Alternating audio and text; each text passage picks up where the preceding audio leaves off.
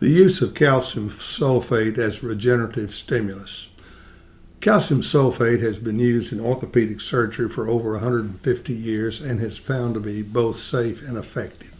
I was introduced to calcium sulfate in the early 1990s by Dr. John Sodasani, who has published extensively on this product. Now let's talk about what is great about calcium sulfate. First of all, you want to use a medical grade hemohydrate calcium sulfate. This stimulates the growth of blood vessels, angiogenesis, which speeds healing. As well, it stimulates osteoblasts and fibroblasts to speed healing as well.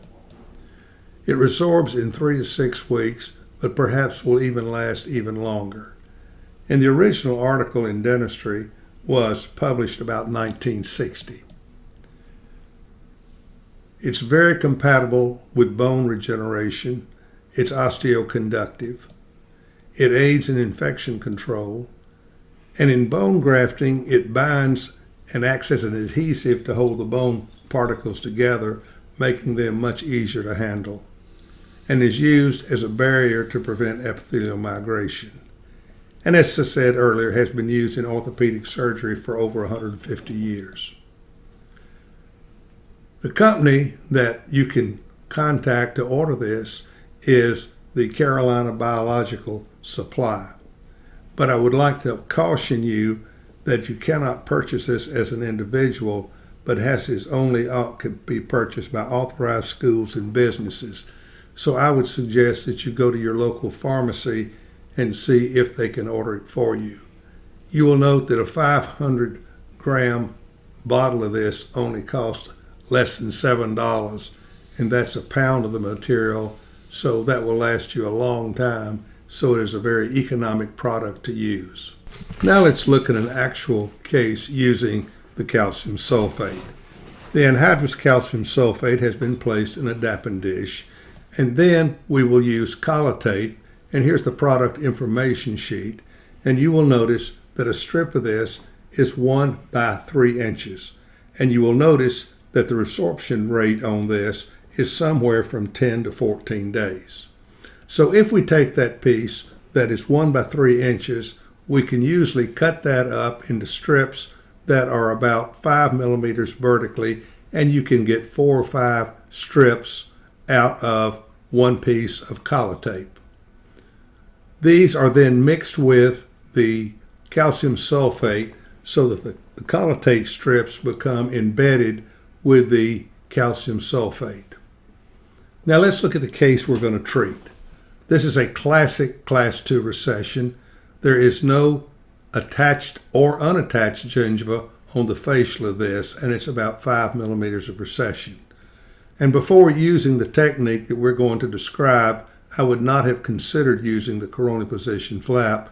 In my hands, I would be using a connective tissue graft. We're now ready to insert the Sulfate into the tunnel technique, which was described by Allen in the early 1990s. So several strips have been inserted, and if you will look on the left, the biotype apical to the Sulfate, and then the biotype thickened that we see after the insertion of 4 or 5 of these strips. A little more calcium sulfate is added, and then we're going to do the outbound inbound suturing technique, which has been described on many other videos on this web textbook. Unfortunately, a little of the Sulfate was left exposed, and ideally I think that should have been covered up by the tissue. And I was concerned that this was going to have a negative impact on healing, and we would end up with less root coverage. But here we see it in a week, and you will see that we do have some root coverage, and it appears that there is a mucogingival junction apical to what appears to be keratinized tissue on that canine. We then see where the cemento-enamel junction is, and we do not have complete root coverage. We let it heal for another couple of weeks, and it appears that we have a mucogingival junction forming and also the appearance of a free gingival groove. but again, we do not have complete root coverage. And on the final healing, which is probably 4 to 6 weeks, we can see where the periodontal probe is, and that's the gingival margin, but we also see the cemento-enamel junction, and where we had about 5 millimeters of recession, we've got about 4 millimeters of root coverage, and we still have at least a millimeter of recession present. So now we look at the case preoperatively, and then we look at the case 15 months later, and lo and behold, it appears that we have nice keratinized tissue, 100% root coverage, and we did get the creeping attachment that we questioned on the earlier slide. So let's talk about the summary on this. First of all, I think that calcium sulfate appears to be the regenerative material, whereas the collotape is a carrier and is used, as I have mentioned earlier, to obtain a thick biotype. The case I've presented is a proof in principle case, and many more cases need to be treated by many more different practitioners before this becomes an accepted surgical procedure.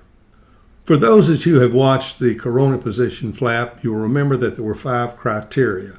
2 of those was you need to have 3 millimeters of keratinized tissue vertically, and it needed to be a millimeter thick.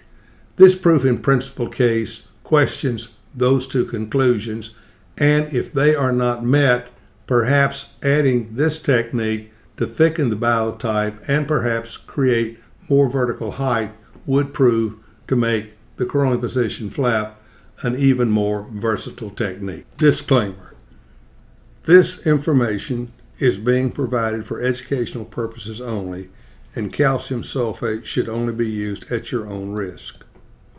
Calcium sulfate should not be used on children, expectant mothers, or women who are considering becoming pregnant.